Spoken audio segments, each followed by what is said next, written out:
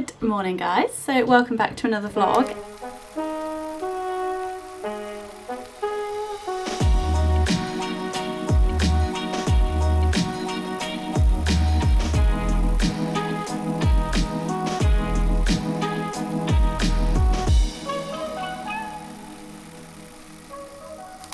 I'm at home right now because I'm packing as I'm heading to Spain this week with Sandy on a 5-6 day tour of southern Spain and Andalucia. We are going to be exploring everything from tapas to flamenco shows to where else are we going? We're going to Toledo, which used to be the capital of Spain. We're also starting our tour in Madrid. Then we're going down to the stunning city of Cordoba. Then we're off to Granada for 2 nights and visiting the amazing fortress and palace of Alhambra. And then we are ending our tour in the stunning city of Seville. So yeah, we've got a jam-packed 5 days ahead of us and can't wait to explore. Indy's definitely very sad about the fact I'm going away, but won't be away too long. And then yeah, so I will take you along with me and stay tuned for more. And forgot to say, if you want to check out the tour that me and Sandy are doing over the next 5 days, I will drop the link in the box below. We're travelling with Rabbies, and both of us have travelled separately with Rabbies over the last few years, and we both love the way that they run their tours. They're very small group tours and they have such specific itineraries, and we love this itinerary so much that we decided that it was the perfect one for us to spend a few days exploring this lesser known region of Spain. So yeah, come along with me and I'll put everything in the description box below. No one told me it would get this bad. I push it down before I lose my head. I'm looking out for a place to rest. And you will see the river on your left, okay? Are you bleeding? Like I'm bleeding. Remember life so easy back then. Are you running? They are buried in Granada, but at the beginning they were looking for a location to construct the royal chapel, and it was believed that that monastery would be the final royal pantheon. Eventually they changed their minds and they are buried in Granada. The Republicans tried to conquer the Alcázar, they resisted, and finally Franco arrived in order to... Like I'm bleeding. Remember life so easy back then. Are you running? Where are you going? We used to be so golden. We could go. Good morning and welcome to Toledo. So we have just arrived in the former capital city of Spain, which lost its title in the 1600s, and we've just come here from Madrid this morning. We checked out of our hotel and headed to Toledo, stopped at a beautiful viewpoint, and we are now exploring the most stunning city I've heard, apparently, in Spain. It's also a UNESCO World Heritage Site, and hopefully we'll be able to see some of the incredible architecture. It's got a very Muslim Arabic style of architecture here in the city, which I'm very much looking forward to. On the drive into the city a moment ago, we saw very much very Marrakesh style buildings and architecture throughout, with the doors and the arches, etc. So yeah, me and Sandy are here. We're going to have a little wander around the city. We've just come to see this bridge just here behind me, and then we are going to go and find the cathedral, and then we're going to go and find some tapas and take you along for the ride. So stay tuned and let's enjoy Toledo. If you want to see some behind the scenes footage, this is Sandy doing her intro. But look at this view.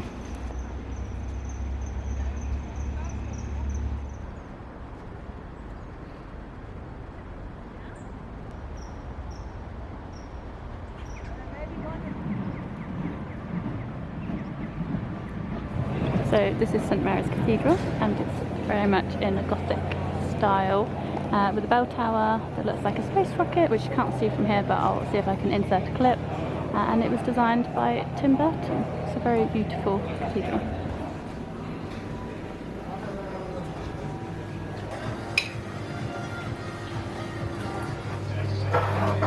This is perfect.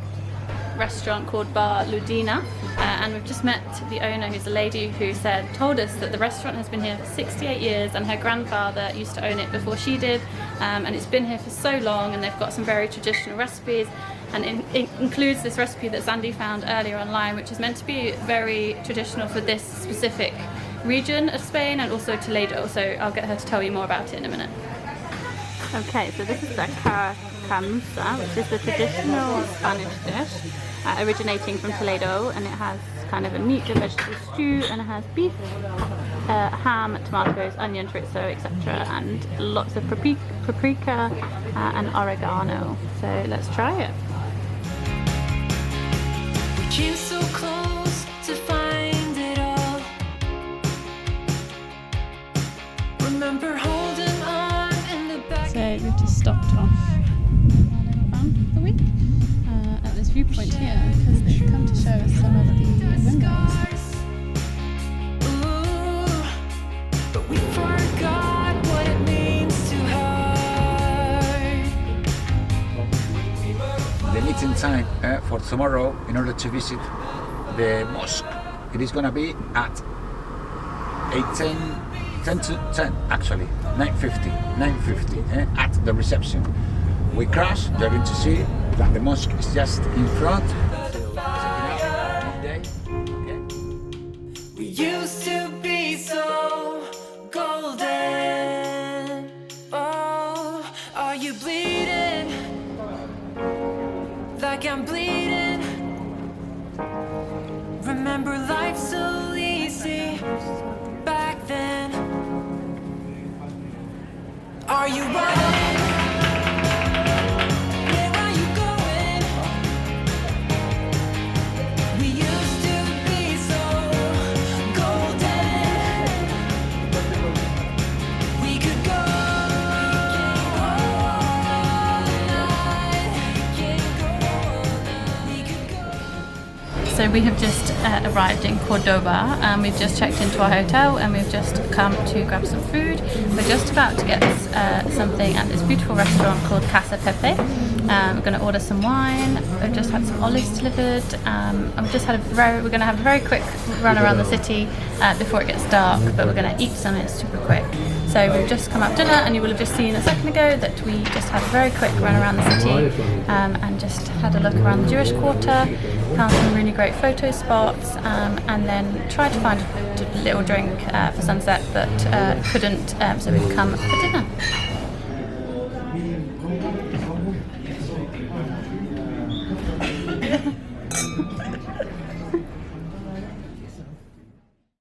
Good morning. So we have just arrived at La Mezquita, and we've just checked in, got our tickets, and we're about to go inside. But I just wanted to give you a very quick overview. Let me zoom now, and that's as far as it will go. Overview of kind of what this place is, because it's stunning inside and very visually, aesthetically pleasing and great to look at. But it's got a really interesting history as well. It's officially known as the Cathedral of Our Lady of the Assumption, but it used to be a mosque, now is a Christian cathedral, but they've kept it as a kind of dual religious place of worship, which is really interesting. And yeah, it is, also, as I say, used to be an Islamic mosque, now is a Christian cathedral, and I just think the merging of those two religions and cultures is just a really interesting and really peaceful way of moving on through history. So let's go inside. Not sure how much we're going to be able to film, but I'll try and show you around. It's got these stunning red and white arches throughout the entire area inside the cathedral. Oh, and tickets to get in are €11 for an adult, and I think they're about €4, €5 for a child. So super cheap to get in, well worth a visit. You could wander around for like an hour, hour and a half, and then we're off to another place after. So I'll show you in a little bit. Which way? This way?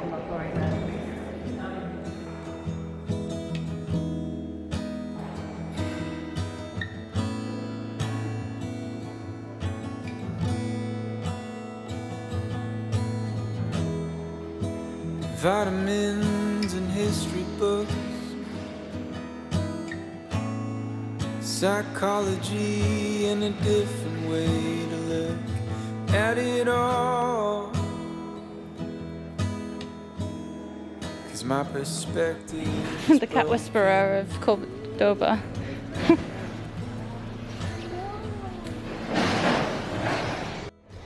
So we've just come to a place called the Patio, which is basically a museum to show all of the kind of cute little traditional patios that they have in Cordoba, and they're kind of laid out really pretty with lots of flowers, lots of plant pots, so we're going to show you 5 of them.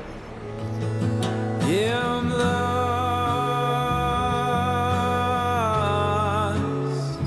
but I'm living.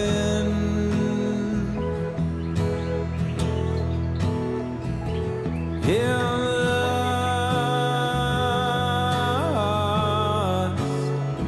Can I be forgiven?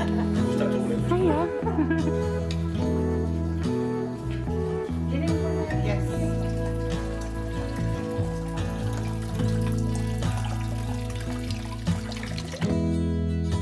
I thought by now pain would be my friend. I know that discomfort was a means to an end, but I'm lying in a warm bed. No, I'm lost,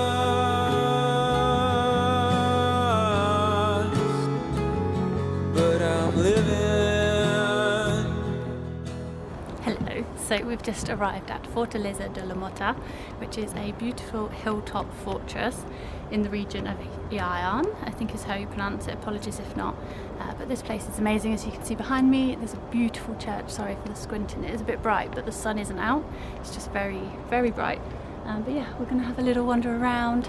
We've got a little map with a little bit of information on it about the fortress, and yeah, it's just a cool place. We're only here for half an hour, so I'll just whiz you around, show you a little bit more, and tell you a little bit more about the fortress.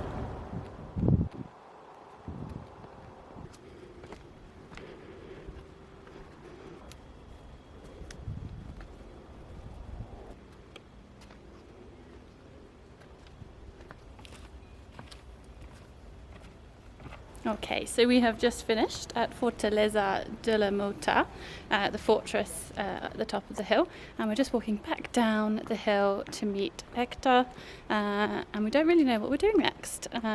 We were meant to go to an olive farm experience, I think, but the schedule has changed, but Rabbie's, as always, have planned something else instead, because these things happen, so we don't actually know where we're going. So stay tuned for part 2 of this day in Andalusia.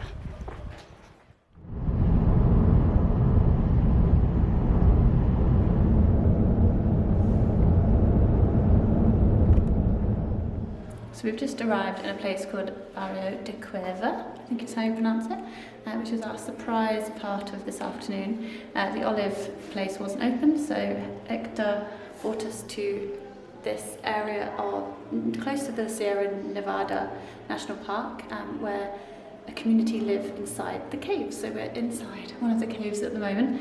This place is massive, and people still to this day live in the caves for a number of reasons, but mostly from an energy point of view, which I'll tell you about a little bit later.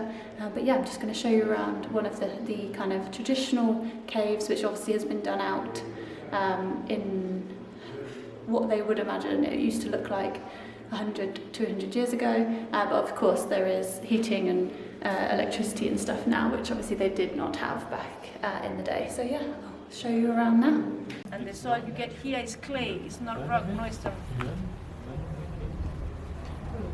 By means of 300 pesetas. So that means in that time the salary of 1 year working, 1 peseta each day of work.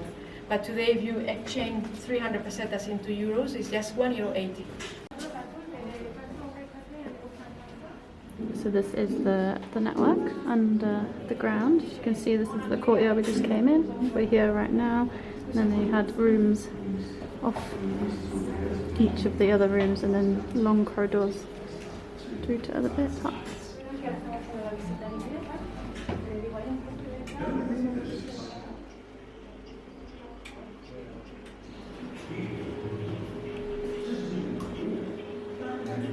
Important thing about the caves was that they are incredibly sustainable, mostly due to the fact that they don't need heating, because the woman just told us it keeps it cool in the summer and then stores the heat in the winter, and also saves around 50% of energy compared to a built house. So this is what the wall used to look like, and then obviously they've painted it since, but this is what it looked like before.